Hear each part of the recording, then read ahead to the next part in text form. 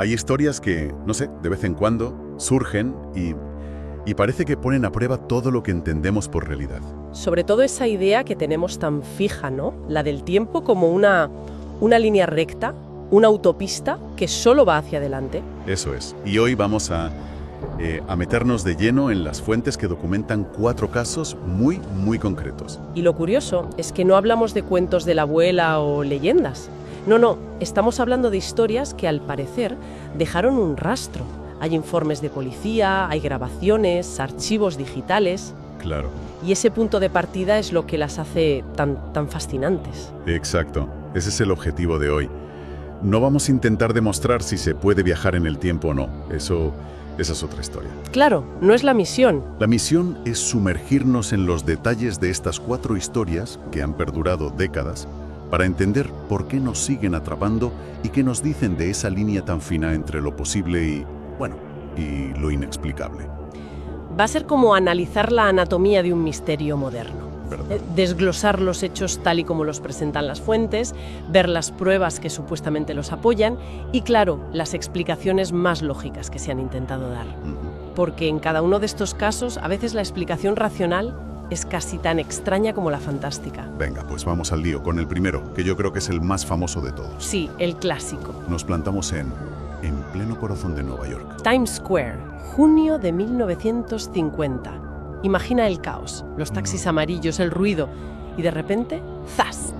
En mitad de la calzada aparece un hombre. Y las fuentes insisten mucho en eso, en que apareció. No es que cruzara desde la acera, sino que se materializó ahí. Y su aspecto, claro, era lo que no cuadraba nada. Para nada. No era un neoyorquino de los 50. Las descripciones hablan de un traje de corte victoriano, patillas largas, un sombrero de copa. Vamos, parecía sacado de una foto de, no sé, 1880. Totalmente. Y su reacción, según los testigos, fue de puro pánico, de desorientación. Miraba a los edificios, a los coches, con una cara de terror absoluto, como si hubiera aterrizado en otro planeta. La tragedia es que fue todo en cuestión de segundos. Sí. Desconcertado, dio un paso en falso y un taxi lo atropelló. Murió en el acto. Una historia muy triste, desde luego, y extraña. Pero podría haber acabado ahí. Un excéntrico que tiene un accidente y ya está. El misterio de verdad empieza en la morgue cuando le miran los bolsillos. Ahí es donde la cosa se pone seria, porque lo que encontraron no tenía ni pies ni cabeza.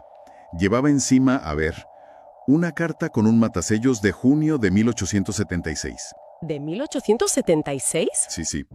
Y un puñado de billetes y monedas de esa misma época que llevaban décadas fuera de circulación. Pero que estarían en buen estado, ¿no? Impecables, casi nuevos. Y una tarjeta de visita de un negocio, un establo de caballos, también del siglo XIX. Y lo más importante es lo que no llevaba. Pues eso es lo clave.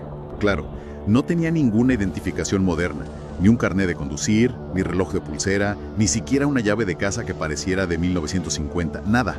A ver, si nos ponemos en plan abogado del diablo, uno podría pensar, bueno, un disfraz muy elaborado, un actor, alguien gastando una broma. ¿Podría ser? Pero lo que a mí me parece increíble no son los objetos en sí, sino lo que hizo la policía después. Justo. El caso se le asignó a un capitán, un tal Hubert V. Grimm. Y este hombre, en lugar de archivarlo como muerte accidental de un desconocido y pasar a otra cosa, se obsesionó. Tuvo la intuición de que ahí había algo más. Totalmente. Y se puso a tirar del hilo. Y lo que encontró en los archivos de la ciudad es lo que convierte una anécdota en una leyenda. Encontró un informe de persona desaparecida, ¿verdad? Sí, del año 1876. El nombre, Rudolf Fentz. La descripción física, clavada. Y el informe decía que el hombre había salido de casa a dar su paseo nocturno y simplemente se había desvanecido. Su familia lo buscó durante años. Es que la implicación es para que te explote la cabeza. Claro, un hombre desaparece en 1876 y supuestamente reaparece 74 años después en el mismo sitio, sin haber envejecido un día, solo para morir atropellado por un futuro que no entendía. Por supuesto, muchos han intentado desmontar esta historia.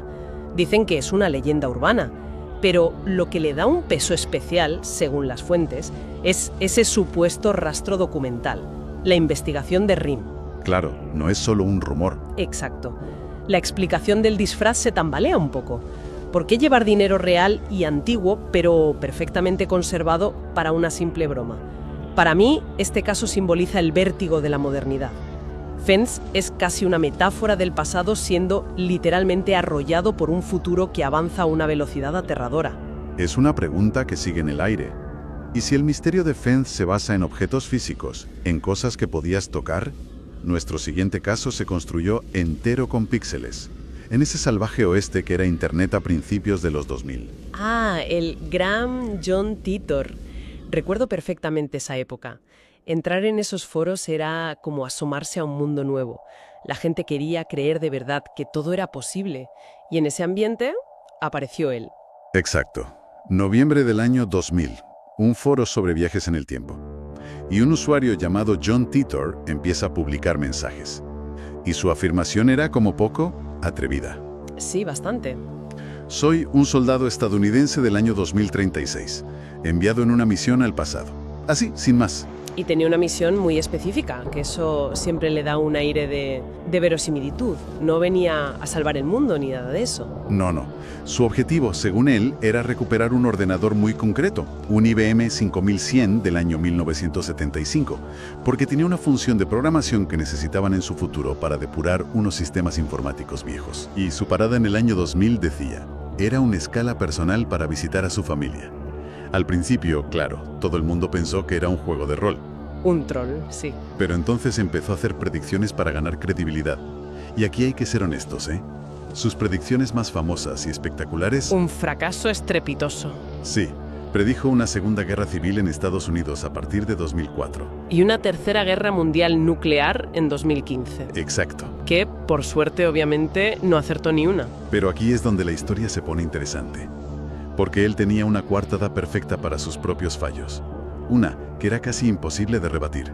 La teoría de las líneas temporales múltiples. Los multiversos. Fue muy listo.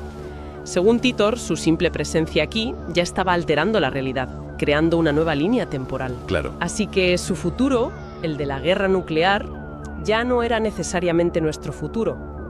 Era la excusa perfecta. Pero también se basaba en conceptos reales de la física teórica. Y eso le daba mucha fuerza a su argumento. Y lo más curioso es que, aunque falló en lo gordo, acertó en cosas más sutiles que vistas hoy dan un poco de yuyu. ¿Cómo cuáles? Pues habló de cómo los dispositivos portátiles se volverían centrales en nuestras vidas, de problemas futuros con la infraestructura de vídeo en Internet, y sobre todo, describió una sociedad con una desconfianza cada vez mayor hacia los gobiernos y los medios. Desde luego, en eso dio en el clavo. Pero lo que de verdad enganchó a miles de personas no fueron solo sus palabras. No. Compartió fotografías y diagramas técnicos muy detallados de su supuesta máquina del tiempo. Y hablaba de física cuántica, de agujeros negros de Kerr, con una soltura y un conocimiento que dejó perplejos a muchos expertos que analizaron sus textos. Vamos, que no era el típico charlatán. ¿Y entonces qué pasó? ¿Por qué paró? Pues ese es el gran misterio. En marzo de 2001, después de 4 meses de actividad frenética, anunció que su misión había terminado y que volvía a 2036. Y... desapareció. Para siempre. Para siempre. Nunca más se supo de John Titor. Su identidad real nunca ha sido descubierta. Si fue una broma, fue una de las más elaboradas y mejor documentadas de la historia de Internet. Y la abandonó justo en la cima de su popularidad. Es raro. Futuro, sino construir una ficción colaborativa tan rica y detallada que para miles de personas se sintió más real que la propia realidad.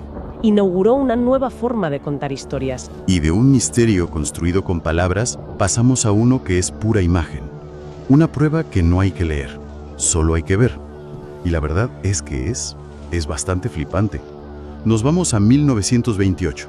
Al estreno de la película El circo de Charlie Chaplin en Los Ángeles. Sí, en los extras de un DVD de la película se incluyeron imágenes de archivo de la gente llegando al cine. Nada especial a priori. Hasta que te fijas bien en una escena. Se ve a una mujer algo corpulenta con sombrero caminando sola. Y su gesto es lo que te rompe los esquemas. Lleva la mano izquierda pegada a la oreja y va hablando gesticulando con la boca. Su postura, la inclinación de la cabeza, la forma de moverse, es idéntica a la de cualquier persona hoy hablando por un móvil. Totalmente. Casi esperas que se pare a mirar el WhatsApp. Es un gesto tan nuestro, tan del siglo XXI, que verlo en una grabación de 1928 es un shock. Claro. Porque, vamos a ver, el primer prototipo de teléfono móvil se inventó en 1973, 45 años después. Entonces, ¿cuál es la explicación lógica? Porque tiene que haberla, ¿no? Se han propuesto varias. La más popular es que llevaba un audífono. En esa época ya existían unos aparatos auditivos muy primitivos, como unas trompetillas acústicas. Vale, pero eso plantea una pregunta obvia. Si era sorda y llevaba un audífono, ¿con quién narices iba hablando sola por la calle de esa manera tan animada? No parece que esté hablando consigo misma, parece que está en una conversación. No encaja mucho, la verdad. Otras teorías dicen que simplemente se cubría la cara del sol o que sostenía algún otro objeto, pero el gesto es muy específico. La mano ahuecada pegada a la oreja, el movimiento de la boca. Es inconfundible. Es una imagen muy potente porque nuestro cerebro la reconoce al instante.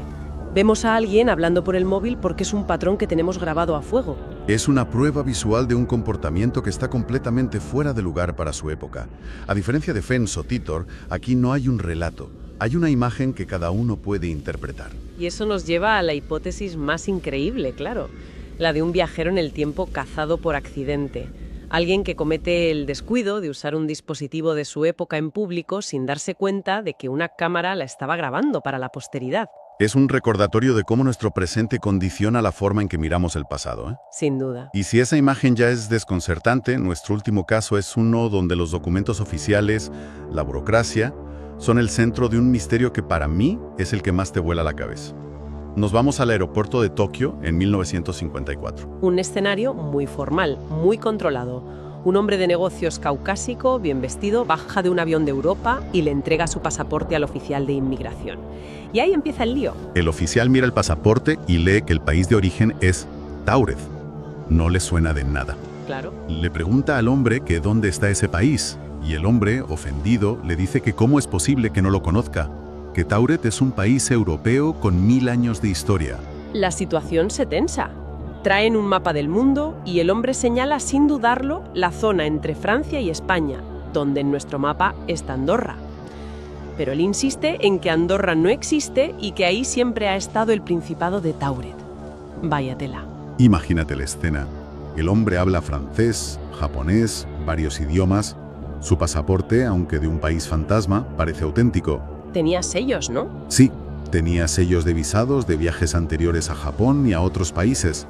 Y además, llevaba cheques de un banco desconocido y un carnet de conducir emitido en Táurez.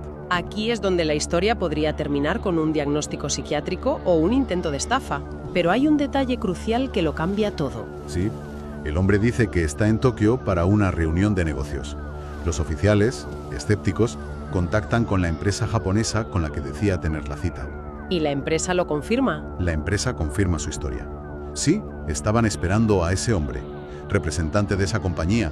Ya había hecho negocios con ellos, lo conocían. Ese dato lo descoloca todo. No es un loco ni un estafador. Tiene un historial verificable en nuestro mundo. Completamente desconcertados, las autoridades deciden retenerlo en un hotel mientras investigan. Lo alojan en una habitación en un piso alto, sin balcón, y ponen a 2 guardias en la puerta para vigilarlo. A la mañana siguiente, abren la habitación Está vacía. y no hay forma lógica de que escapara. La única ventana estaba cerrada por dentro, desde un piso altísimo, y los guardias juran y perjuran que nadie salió por esa puerta en toda la noche. Pero el giro final es casi mejor. Cuando los agentes vuelven a la oficina de seguridad del aeropuerto, descubren que todos los documentos del hombre, su pasaporte, su carné, sus papeles, también han desaparecido. Y la oficina estaba cerrada con llave. Exacto. Este caso es distinto a los demás. No sugiere un viaje en el tiempo lineal, del pasado al futuro. Plantea algo mucho más extraño, la posibilidad de un deslizamiento entre dimensiones. Una realidad paralela. Eso es, un universo casi idéntico al nuestro, pero con una pequeña diferencia. Allí existe Táurez en lugar de Andorra. Es como si este hombre hubiera cruzado por error una frontera invisible hacia nuestra realidad y de alguna forma hubiera sido reabsorbido por la suya. Es una idea vertiginosa. Entonces, recapitulando, hemos visto 4 casos muy diferentes. A Rudolf Fens, el hombre literalmente atrapado entre 2 siglos. A John Titor, el profeta digital de un futuro alternativo. A la mujer del vídeo de Chaplin, una anomalía visual que nos hace dudar de lo que vemos. Y al hombre de Taured, el ciudadano de un país que no está en nuestros mapas. El hilo conductor es que son personas anónimas que, sin buscarlo, dejaron un rastro de pruebas confusas, de artefactos fuera de lugar, que desafían nuestra concepción del tiempo y del espacio como algo fijo, algo ordenado. Y al final, ¿qué nos queda de todo esto? Pues creo que, más allá de si fueron fraudes o fenómenos reales, la razón por la que estas historias persisten es porque tocan una fibra muy profunda.